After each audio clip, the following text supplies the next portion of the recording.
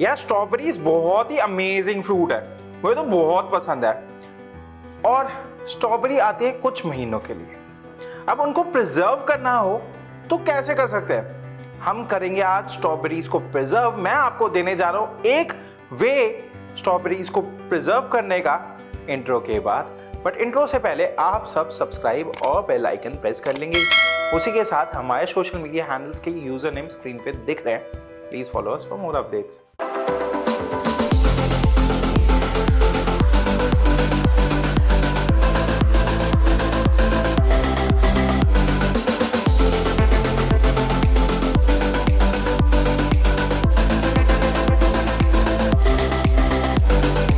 सत श्री अकाल, की हाल चाल। मैं हूं जसप्रीत, आपका होस्ट एंड दोस्त। और आज फिर से मैं आपका स्वागत कर रहा हूं हमारी सीरीज में that is cook affair with Madhu cookware. And since ये कुक अफेयर है तो डिशेस होंगी बहुत लवली लवली। और आज की जो लवली लवली डिश में मैं आपको एक वे आउट दे रहा हूं कि आप स्ट्रॉबेरीज कैसे प्रिजर्व कर सकते हैं। अब basically strawberry is a seasonal fruit. उसको प्रिजर्व करने के लिए आप उसका जैम बना सकते हैं। तो जैम आज हम बनाएंगे स्ट्रॉबेरी का। उसके लिए आपको चाहिए strawberries, sugar and Apple. Apple क्यों? क्योंकि एप्पल में होती है पेक्टिन। एक एंजाइम होता है पेक्टिन जो नेचुरली अवेलेबल होता है एप्पल्स में या एप्रिकॉट्स में। और वो पेक्टिन एक्चुअली जैमी कंसिस्टेंसी देता है जैम्स को। तो इसीलिए एप्पल हम ग्राइंड कर लेंगे। ये मैंने एप्पल ले लिया और छिलका नहीं उतारना क्योंकि छिलके में ही पेक्टिन है। इसीलिए एक Apple into the grinding jar.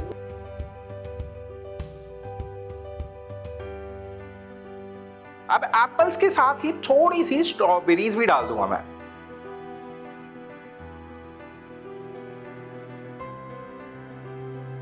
अब इसको ग्राइंड कर लेते हैं। तो हमने इसको ग्राइंड कर लिया इनटू अ फाइन पेस्ट। अब हम जैम का प्रोसेस शुरू करते हैं। तो जैम के लिए जितनी स्ट्रॉबेरीज उसकी आधी चीनी। अब जैम बनता है बेसिकली दो तरीकों से। एक तो बनता है मैरिनेट करके, कि शुगर के अंदर स्ट्रॉबेरीज को मैरिनेट कर दिया और उनको अच्छी तरह पकने दिया, मतलब चूल्हे पे नहीं, नॉर्मल रूम टेम्परेचर पे पकने दिया और फिर वो जैम बन जाता है। दूसरा होता है चूल्हे पे।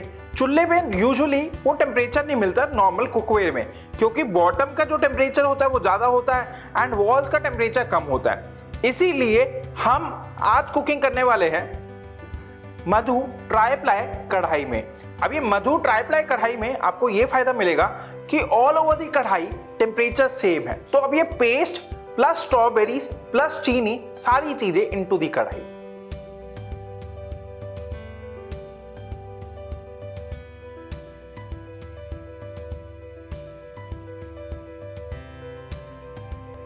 अब ये सारी चीजें डालने के बाद गैस चालू कर देंगे और इन सबको एक बारी मिक्स कर देंगे।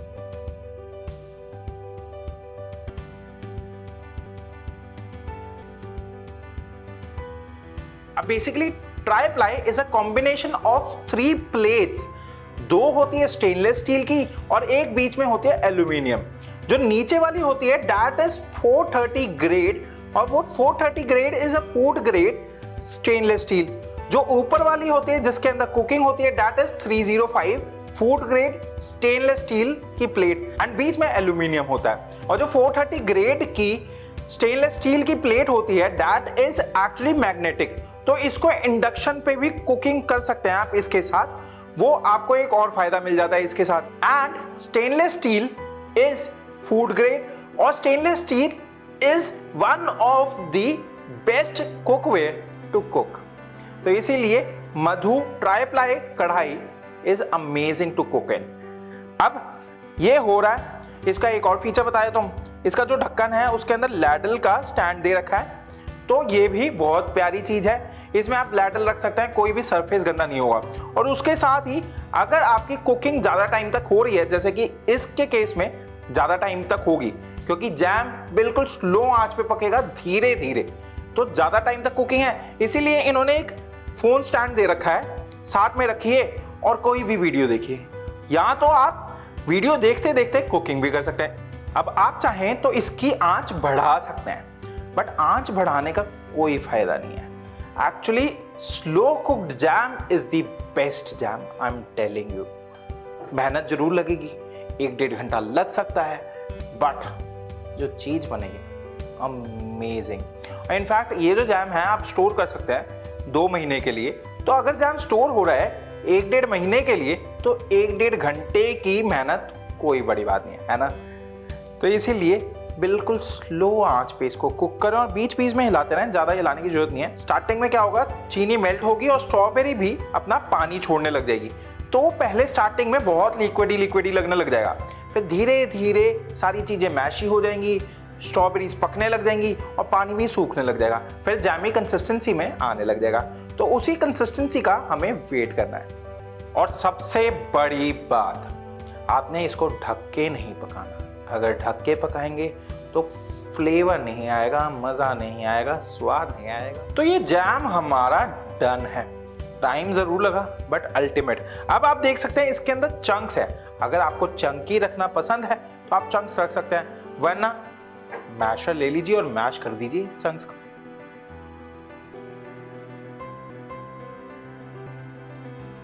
अब मैंने इसको प्रॉपर्ली मैश नहीं करा क्योंकि मुझे हल्का फुल्का चंकी पसंद है, इसीलिए मैंने बिल्कुल थोड़े थोड़े चंक्स रखे हैं और ज्यादा मैश नहीं करा। अब कंसिस्टेंसी कैसे चेक करनी है या फिर कैसे चेक करना है कि जैम बन चुका है, उसके लिए एक प्लेट ले लीजिए और उस पर हल्का सा जैम, अब जैम को होने दें ठंडा और उसके बाद उसको टिल्ट करके देखिए कि उसके अंदर से पानी नहीं निकल रहा, तो जैम डन है। अगर पानी निकल रहा है तो फिर आप इसको थोड़ी देर और पका लें। अब अगर आप ध्यान देंगे तो जैम एक साथ नीचे बह रहा है, इसके अंदर से पानी नहीं निकल रहा, सिर्फ जैम है, तो मतलब जैम डन है। अब इसको ठंडा होने देंगे और इसको स्टोर तो करना ही है ना। तो स्टोर करने का एक तरीका होता है जिससे शेल्फ लाइफ बढ़ेगी।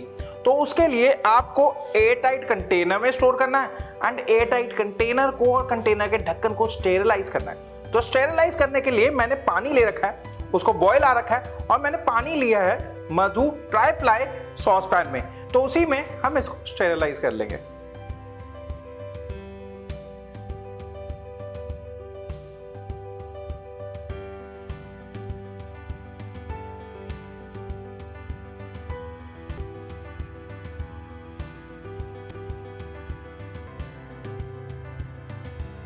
अब ये स्टेरिलाइज करने के बाद एक प्लेट पे उल्टा करके रख लें,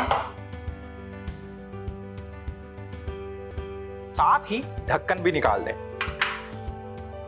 अब जार को भी ठंडा होने दें और उसके बाद जैम को भी ठंडा होने दें। दोनों चीजें ठंडी होंगी तभी जैम इसमें डालना है। अब जब तक जैम ठंडा हो रहा है ना, तब तक हम उसमें डाल देंगे लेमन जूस। अब लेमन जूस हेल्प करेगा कि शुगर क्रिस्टलाइज ना हो, एंड सेकेंडली लेमन जूस ये भी हेल्प करेगा जो शुगर है उसको बैलेंस करने में।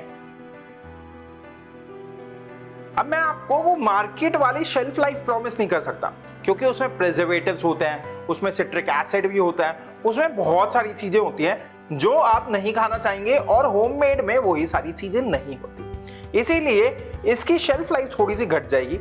अब मैं जो जैम बनाता हूँ उसकी शेल्फ लाइफ मोस्टली मेरे पास लास्ट कर जाता है वो 1.5 से 2 महीने तक। फ्रिज में रख देता हूँ एक बारी एयर टाइट कंटेनर में स्टेरिलाइज करने के बाद, और 1.5 से 2 महीना कुछ नहीं होता। तो आप भी अगर यही प्रोसेस फॉलो करेंगे तो 1.5 से 2 महीना आपके भी जैम को कुछ नहीं होगा।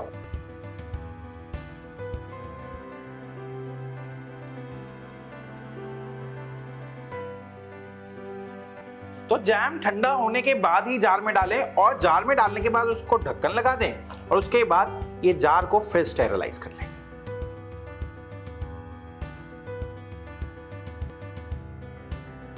अब इस जार को गर्म पानी में रहने दें लगभग 1 मिनट के लिए और उसके बाद निकालिए और दिस जैम इज रेडी। आप किसी चीज के साथ भी सर्व कर सकते हैं, ब्रेड के साथ, आप चाहे रोटी के साथ सर्व कर सकते हैं। बहुत ही अमेजिंग चीज है। ये स्ट्रॉबेरीज प्रिजर्व करने का तरीका मैंने आपको दिखा दिया, एक बारी सर्व भी कर लेते हैं और मिलते हैं सर्व करने के बाद।